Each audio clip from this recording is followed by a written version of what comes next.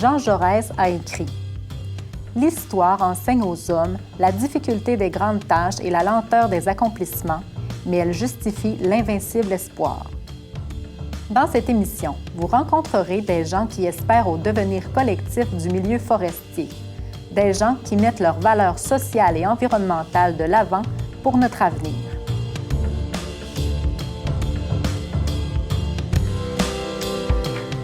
Un entrepreneur fier d'avoir opté pour de l'énergie renouvelable et québécoise. À l'heure des changements climatiques et de l'achat local, Céry Girard a troqué le gaz naturel pour l'électricité. Allons en discuter avec Benoît Girard, président de la Céry. Premièrement, j'aimerais savoir, en 2019, vous avez changé pour la nouvelle technologie séchoir électrique.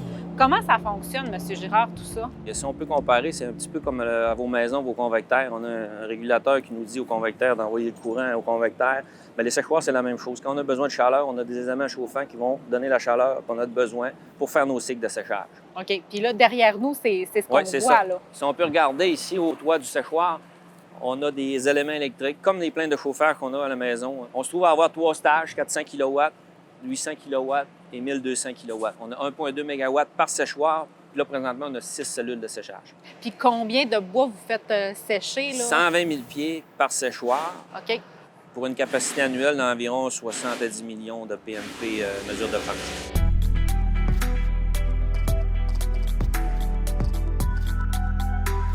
On a 6 cellules de séchage. Les 6 cellules de séchage sont séparées en 3, 400, 800, 1200 kW. Tout dépendant de la demande qu'on a en énergie électrique, bien, l'automate programmable nous dit c'est une grosse demande, bien, on va lui envoyer 1200 kW. Si la demande est moins de 400, puis si c'est rien qu'en maintenu de température, bien, on va y envoyer seulement 400 kW. C'est tout contrôlé par automate, le nombre de kilowatts. On a une gestion de pointe sur tout le site. Si jamais le site, nous autres, on a une possibilité de 8,5 MW avec l'usine de Sierre, le rabotage, tout ça. Puis si jamais on a un excédent de 8,5 kW, bien là, on arrête des séchoirs. Pourquoi vous vous êtes tourné vers cette nouvelle technologie-là? L'écologie, pour commencer, parce qu'à toutes les semaines, il passait une vanne de propane dans ma cour, puis ça me faisait mal au cœur de polluer avec cet équipement-là. Donc, ça se faisait pas des séchoirs électriques. Il se faisait des petits séchoirs électriques, mais pas des grosses puissances comme ça. Donc, j'ai appelé mon fournisseur de séchoirs, Catiel en France. Il avait déjà fait des petites cellules, puis il a embarqué dans ce projet fou-là avec moi de dire « Oui, on va installer des éléments électriques, on va essayer ». Puis, j'ai appelé ma firme de génie électrique de l'AB, IDEA Control, pour gérer la puissance, parce que c'est une énorme puissance. Présentement, l'équipement électrique qu'on a là, si on peut comparer, c'est comme 200 maisons. C'est 5000 tonnes de gaz à effet de serre de moins, l'équivalent d'environ 1700 voitures de moins sur les routes. C'est une grande fierté. Puis, il y a aussi l'aspect économique, c'est-à-dire qu'avant, on donnait au-dessus d'1 million à une pétrolière. Là, je donne au-dessus d'1 million à Hydro-Québec. Ce million-là appartient à toute la société québécoise. Ça, c'est une grande fierté. Ça, je m'amuse beaucoup à dire souvent. Je suis content de payer mon compte d'électricité, mais c'est simple pour dire que je le donne aux Québécois. Il y a déjà 2 installations d'installées au Québec. Nous, on était la première en Amérique du Nord, même peut-être la première mondiale, de grosses puissances comme ça. Et là, ça fait des petits, puis il y a 6 projets sur la table là, présentement pour continuer des séchoirs électriques, pour remplacer des gaz fossiles. J'imagine que ces gens-là vous ont appelé pour vous poser des questions. J'ai des visites à toutes les semaines, tout ça. La beauté, c'est qu'on a travaillé avec Hydro-Québec, on a travaillé avec plein de gens là-dedans, puis on a le projet, on l'a fait, mais on ne le garde pas pour nous. C'est même pour ça qu'on se rend compte aujourd'hui, il faut que ça s'en aille ailleurs pour enlever des gaz à effet de serre, là, tout ce qu'on peut. L'autre côté qui est important, c'était l'aspect entretien. On a travaillé sur une durée de vie de 20 ans. Il aurait pu avoir un côté plus économique, ça aurait été des bouilloires avec de la biomasse, mais il y a beaucoup d'entretien, beaucoup de mécanique, beaucoup de monde autour de ça. Ça, c'est sans entretien. Durée de vie de 20 ans, on espère.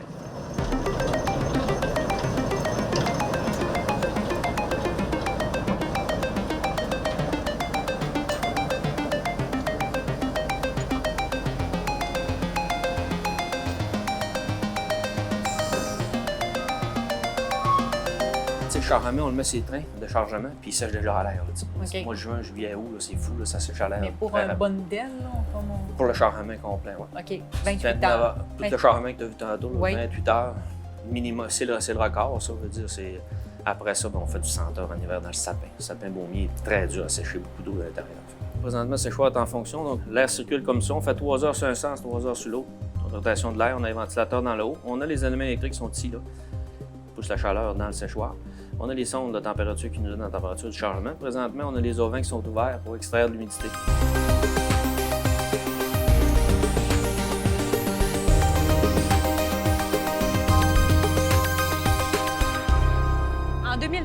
vous avez aussi investi dans une ligne de siège qui vient de la Finlande. Oui. C'est un nouveau projet aussi que vous avez implanté. Comment ça fonctionne?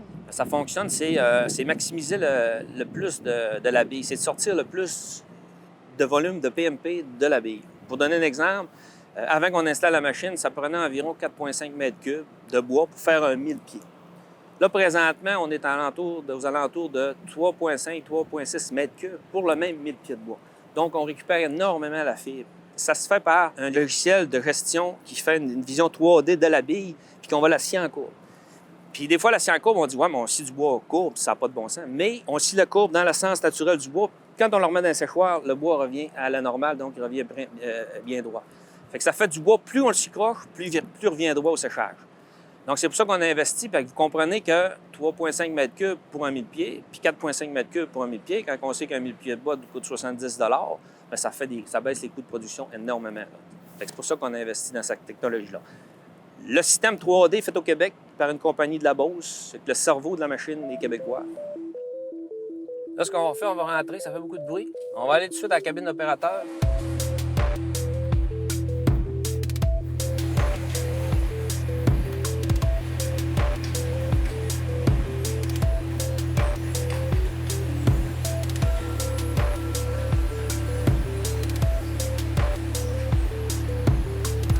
Là, ce qu'on peut voir, c'est vraiment la définition de la bille là, extérieure, puis qu'est-ce qu'on va faire dedans. Puis là, on voit l'angle vert, là, c'est la courbure de la bille, mais c'est la courbure là rouge, c'est la courbure qu'on va lui donner, parce qu'à un moment donné, on a une courbure à respecter. On va aller chercher le meilleur de rendement de cette bille-là en le sciant courbe. Normalement, on passe entre 12,5 et 1500 billes à l'heure. Le dernier cas, on a fait 12 633 billes. Le record, c'est 16 000 billes d'un chiffre. C'est le chiffre de combien d'heures? C'est 8h30.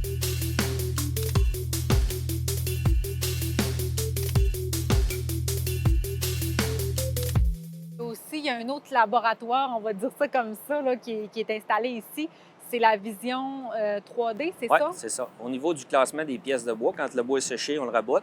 Quand on le rabote, il faut le classer, le couper de longueur pour l'envoyer sur les marchands.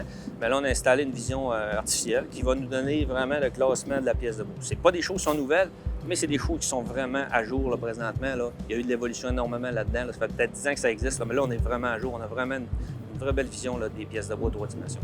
Je suis capable de relever la recette qui a été faite 2 ans passés. Toutes les caractéristiques. Toutes les caractéristiques, la vision, la vue, la courbure, les nœuds, la pourriture, tout. On voit ce que l'œil humain voit. Puis c'est le système qui va vraiment classer la pièce. Ce qu'on faisait visuellement avant, bien là, on le fait présentement avec la vision artificielle. Fait que le système va décider où faire la coupe, puis donner le grade à la pièce aussi.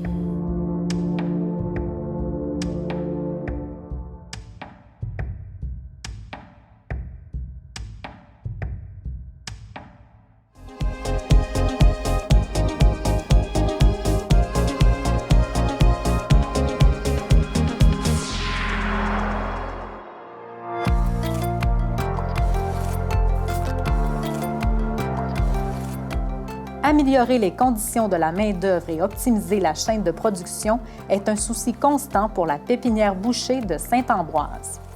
Virginie Boucher, directrice de production, explique la nouvelle technologie utilisée à leur installation.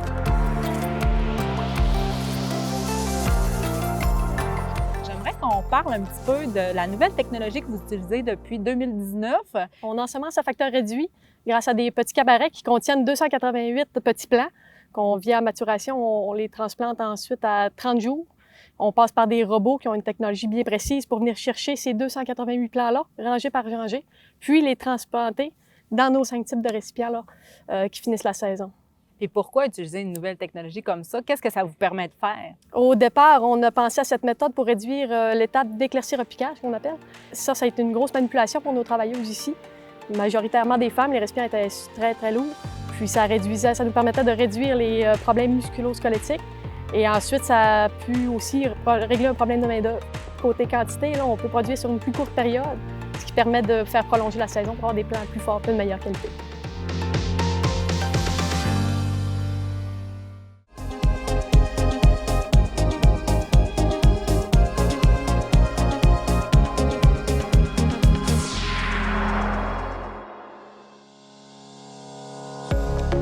Le regroupement des coopératives forestières du Saguenay-Lac-Saint-Jean a des valeurs sociales bien ancrées. Les coopératives sont des entreprises centrées sur les personnes. Elles rassemblent des individus de manière démocratique et sur un pied d'égalité. Alain Paradis, directeur général à la coopérative forestière de Petit Paris, nous en parle. Quand on parle du regroupement des coopératives forestières du Saguenay-Lac-Saint-Jean, c'est quoi la mission? C'est de permettre aux coopératives qui opèrent dans le même secteur d'activité de travailler ensemble puis de faire de la représentation, surtout régionale, pour vraiment publiciser les activités qui se passent au niveau de la forêt, toutes nos interventions. Ça, c'est le premier but du regroupement. Puis, c'est de partager aussi des projets communs. Donc, de travailler ensemble. On est tous des cousins, dans le fond, les coopératives forestières. Et puis, l'idée, c'est d'essayer de mieux travailler ensemble pour être encore plus efficace au niveau régional. Toujours dans un contexte là, de foresterie durable là, et puis de tout ce qui touche à la forêt. Quels sont les membres du regroupement des coopératives? On est, dans le fond, ce sont les coopératives forestières de la région qui sont membres de la Fédération des Québécoises des coopératives forestières. Ce grand réseau-là qui est au niveau provincial. Dans le fond, nous, dans la région, on est 5 coopératives qui sont membres de la Fédération. On s'est regroupés pour composer le regroupement des coopératives forestières du Saguenay-Lac-Saint-Jean. Donc, on parle de coopérative forestière Petit Paris. On parle au Lac-Saint-Jean, coopérative forestière Petit Paris, coopérative forestière de Girardville. Ça, les 2 coopératives du lac, si on peut dire. Et du côté du Saguenay, on retrouve Forestra, qui est la fusion, dans le fond, de Coopérative Sainte-Rose et de Coopérative La Terrière. Et puis, se sont fusionnés. Et aussi Coopérative forestière Ferland-Boileau. Une autre coopérative s'est rajoutée dans le groupe, qui est à Girardville, qui est la pépinière, serre et pépinière de Girardville, qui ont joint la fédération et aussi qui sont membres là, du regroupement. Puis, en quelle année est née la première coopérative forestière? La plus vieille coopérative, c'est celle de Sainte-Rose, en 1944. Donc, ça fait très longtemps. Puis, évidemment, là, ils se sont fusionnés avec La Terrière pour former le groupe Forestra. Et puis, donc, en moyenne, les coopératives du regroupement, on parle d'une 40aine d'années. Fait que vous voyez, dans le fond, là, la longévité de ces organisations-là, qui sont les coops, dans le fond, là, ça fait partie de leur mission d'être des organisations qui durent dans le temps, finalement. Petit Paris, on a fêté notre 50e, là, 1968, l'année de la fondation. Fait que c'est vraiment des belles organisations. Quelles sont les valeurs, justement, qui sont véhiculées entre vous, là? Bien, au niveau des coops, c'est certain que les valeurs coopératives, c'est ce qui nous guide. Puis je vous dirais que les principales valeurs qu'on a, c'est tous des valeurs de travail en équipe, de partager les bénéfices de l'entreprise entre les travailleurs qui sont propriétaires, qui sont membres, d'offrir du travail à ses membres. Dans le fond, les coopératives sont là pour ça. C'est qu'on vous offre du travail dans un secteur d'activité au niveau de la foresterie. Ensuite de ça, les valeurs de transparence, c'est-à-dire que de par le système démocratique de gouvernance au niveau des organisations, il faut être très transparent, il faut donner la bonne information. Des valeurs aussi au niveau de l'équité. Puis je vous dirais aussi des valeurs comme la santé et sécurité au travail, c'est des choses qui sont très importantes pour nous. Fait qu'en gros, là, c'est les principales valeurs là, qui vont rejoindre le modèle coopératif. Les services offerts aux membres, est-ce que vous pouvez en nommer quelques-uns de concrets? Bien, en gros, le service qu'on offre aux membres, c'est évidemment du travail dans des secteurs d'activité qu'ils aiment, là, qui sont habitués. Donc, beaucoup de travail à l'extérieur, évidemment. Donc, du travail. Puis les types de travaux qu'on fait, bien, écoutez, on couvre l'ensemble là, de la gamme de ce qui se passe au niveau de la foresterie, en lien avec le développement durable, puis le renouvellement des forêts, puis toutes ces choses-là. On offre évidemment tous les travaux d'aménagement. Fait qu'on parle évidemment de travaux pour faire de la préparation de terrain, du reboisement, d'éducation de peuplement, de la coupe précommerciale. Au niveau de la récolte, bien évidemment, on fait la planification, la construction de chemins puis l'entretien des chemins, le transport de bois. On va faire aussi des services forestiers en termes d'inventaire forestier, de tout ce qui se passe au niveau foresterie là, pour donner différents services. Et aussi, certaines coopératives comme nous, on est impliqués au niveau de la première transformation et d'autres dans la deuxième transformation en gérant des usines là, pour boucler la boucle, finalement, au niveau de tout ce qui se passe dans les activités là, de l'industrie forestière. Quand on parle de modèle de coopération, à quoi ça sert exactement? Bien, écoutez, si on regarde le modèle coopératif, qu'est-ce qui nous distingue de d'autres organisations? C'est vraiment au niveau de la gouvernance. L'entreprise appartient à ses membres, donc les membres sont très près de la décision. Évidemment, il y a un conseil d'administration qui est mis en place et qui est une fois par année, il y a des élections pour être capable de siéger sur le conseil d'administration. Tous les secteurs d'activité dans l'organisation sont représentés par un membre qui siège sur le conseil d'administration, qui sont mes patrons, dans le fond. Et puis, le conseil d'administration prend les décisions pour l'ensemble de l'organisation, les meilleures décisions possibles dans l'intérêt de l'organisation. Donc, les travailleurs, automatiquement, sont très près de la décision.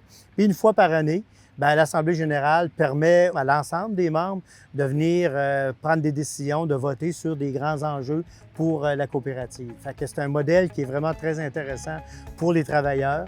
Et puis, en plus de ça, bien, lorsque la coopérative fait des bénéfices, des excédents, bien, ils sont partagés là, à l'ensemble là, des membres à chaque année en fonction là, des performances de l'année.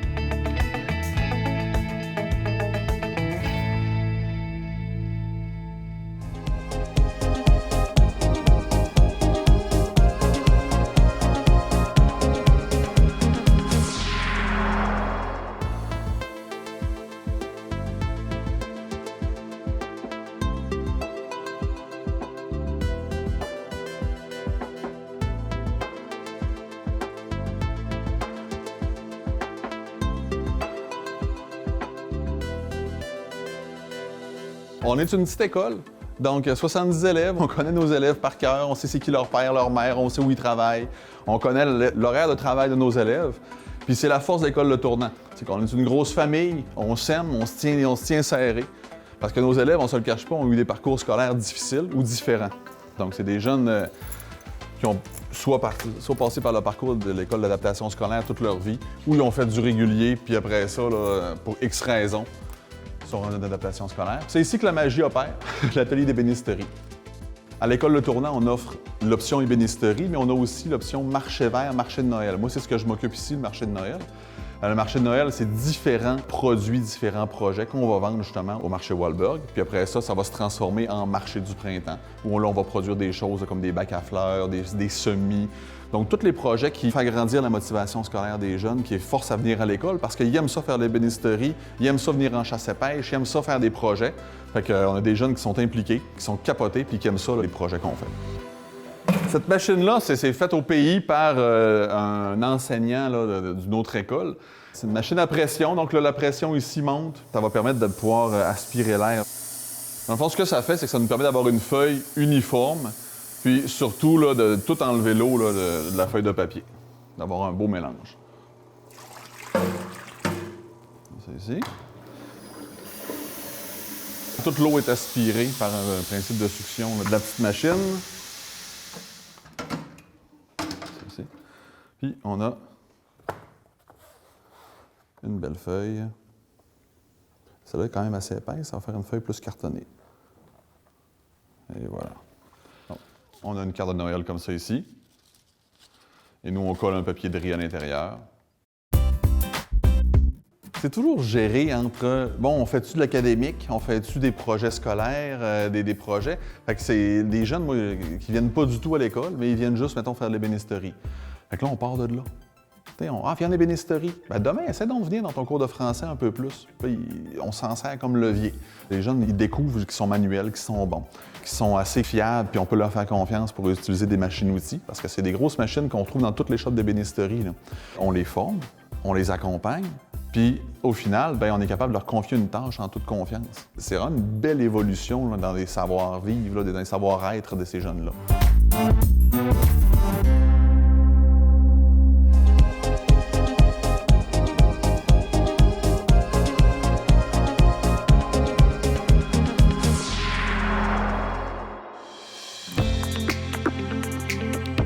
La solution hybride électrocamion est un nouveau produit d'électrification des camions lourds, plus spécifiquement hors route. Le produit s'installe sur les camions diesel neufs ou usagés. Produit Forestier Résolu est partenaire de ce projet unique en Amérique du Nord. Nous nous déplaçons à Girardville à la rencontre de Larry Bolduc, propriétaire, pour en savoir plus sur cette innovation.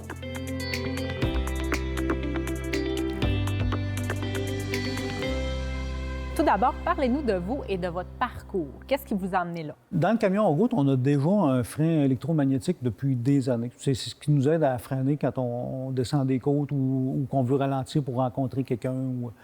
Puis on me suis toujours posé la question pourquoi on ne peut pas récupérer toute cette énergie-là. Puis quand j'ai vu le moteur roue d'Hydro-Québec a sorti, je me suis dit on pourrait installer ça en place, ce serait quoi qui ferait. Quand tout le monde a vu ça à la TV, c'était pas encore au point. Dans les roues d'en avant, ça venait trop chaud. Ça fait qu'en 2009, j'avais commencé à communiquer avec eux autres. 2011, je lui ai envoyé les plans d'un frein électromagnétique pour lui montrer c'est quoi que ça me prendrait pour que ça fonctionne. Puis là, 2015, ils m'ont appelé, là, ils ont dit « Larry, je pense qu'on aurait quelque chose pour toi ».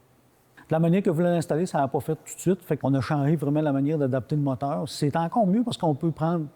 au début, on était limité dans une sorte de moteur, mais on le mettait complètement à l'arrière du camion. Là, on peut prendre tous les moteurs que TM4 font. Fait qu'on a mis le moteur qui est le plus fort que TM4. Il peut aller jusqu'à 350 forces, 2600 livres de torque. Pour te donner un ordre de grandeur, le moteur du camion a 2050 livres de torque puis 600 forces. Pour un moteur électrique, c'est quand même gros, c'est quand même extrêmement fort. D'où vous est venue l'idée de convertir des camions forestiers en véhicules hybrides? Bien, c'est la consommation de carburant. Tu sais, si on compare un camion routier qui va être dans les alentours de 30, en tout cas, mettons, de 25 à 35 litres à l'heure, puis nous autres, on est aussi aux alentours de 55 litres à l'heure, c'est plus facile d'aller chercher une bonne économie. On va aller chercher, mettons, 5 à 7 litres à l'heure sur un camion en route. Vu que le camion est extrêmement lourd, c'est plus facile de faire charger les batteries parce qu'on ne se connecte pas sur le réseau d'Hydro-Québec. On charge quand on descend une pente ou quand on va ralentir pour rencontrer. C'est là qu'on récupère l'énergie. C'est où vous installez votre procédé exactement? Comment ça fonctionne? Pour ceux qui connaissent ça, on a repercé le différentiel en arrière. On a remis un arbre de transmission. Puis on a collecté le moteur complètement à l'arrière. C'est ça qui est en instance de brevet. C'est le principe de l'installer à l'arrière du deuxième ou du troisième essieu si on aurait un tridème, parce qu'il y a des camions qui peuvent avoir jusqu'à 3 essieux. Si on a un bris de moteur électrique ou quelque chose, c'est pas long. On peut enlever l'arbre de transmission puis on peut continuer à travailler quand même. Ça ne nous enlève pas de traction. Si on en aurait mis un essieu électrifié, bien, si on manque d'électricité, on tombe juste avec un essieu. Tandis que comme ça, on reste toujours avec nos 2 essieux. Si on n'est jamais mal pris. On ne récupérera pas d'énergie le temps que ça va être en arrêt, mais sauf qu'on peut continuer à opérer.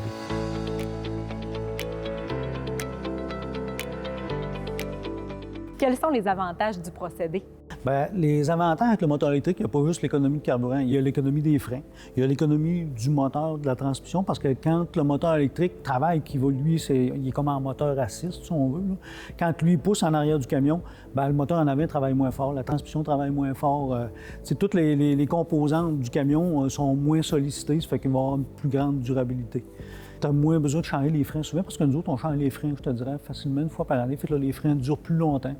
Puis pour l'opérateur en tant que tel, quand il opère lui-même, bien, c'est quand même un plaisir de conduire avec ça, parce qu'on rajoute 120 HP. On pourrait rajouter plus. Tu sais, on l'a déjà mis à 240, mais on s'ajuste au fur et à mesure avec les programmations. Mettons qu'à 120 HP, là, c'est quand même plaisant à conduire. Là. Quand les gars arrivent dans des pentes, là, les gars ils aiment ça quand ils ont de la puissance, là, ils en ont pour leurs heures. Pourquoi ne pas avoir opté pour un camion totalement électrique? Mais comme je te disais tantôt, on consomme tellement de diesel, ça veut dire qu'on consomme tellement d'énergie que pour faire un voyage jusqu'on est là, pour faire à l'heure actuelle, c'est encore impossible. Avec les batteries quand même qui sont pleines, on peut faire peut-être bien 15 km d'autonomie. Ça veut dire que pour pouvoir aller à 150 km aller-retour, ça prendrait une tonne de batterie. Là. Les batteries ne sont pas encore assez performantes. Puis je pense pas à 15-20 ans qu'on peut se rendre là, si ça arrive un jour. Ça, c'est à cause du poids du camion? À cause du poids, à cause de la distance qu'on fait, puis à cause qu'on n'a pas de réseau électrique. T'sais, on ne pourrait pas se recharger, nous autres, vu qu'on est en forêt. Ou même ceux qui vont, je te dirais, parc de Chibougamau, parc de Québec, parc de la Tuque. Dans tout ce qui se fait dans le camion électrique, ça va être du camion de livraison, du camion qui il ne faut pas qu'il y ait trop de poids, ou du camion vidange qui va faire du départ-arrêt qui ne consomme pas beaucoup d'électricité. Nous autres, on roule 24 heures sur 24. Les camions miniers, c'est 24 heures sur 24, 7 jours par semaine. C'est combien de tonnes le camion quand il est chargé à bloc de bois? On oscille autour de 160 tonnes.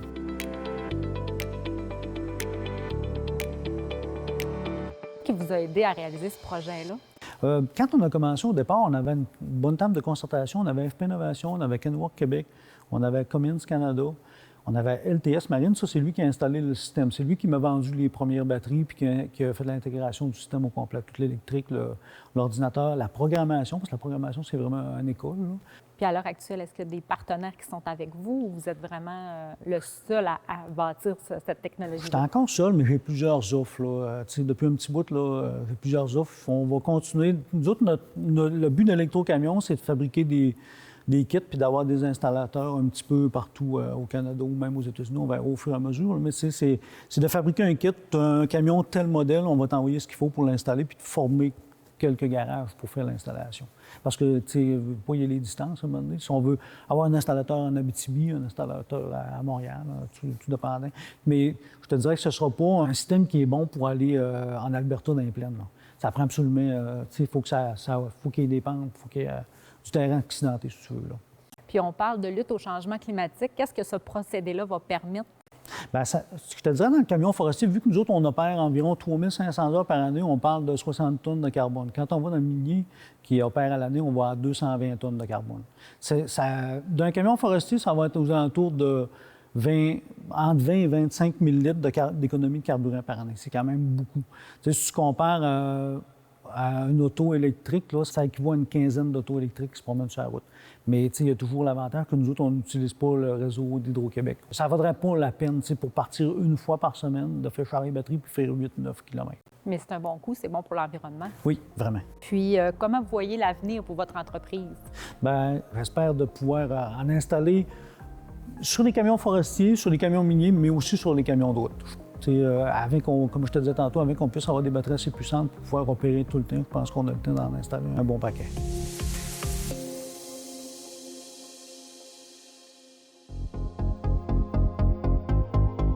Espérons que l'émission Les Semeurs de valeur vous aura fait découvrir toute l'importance que ces acteurs accordent au développement social, environnemental et économique.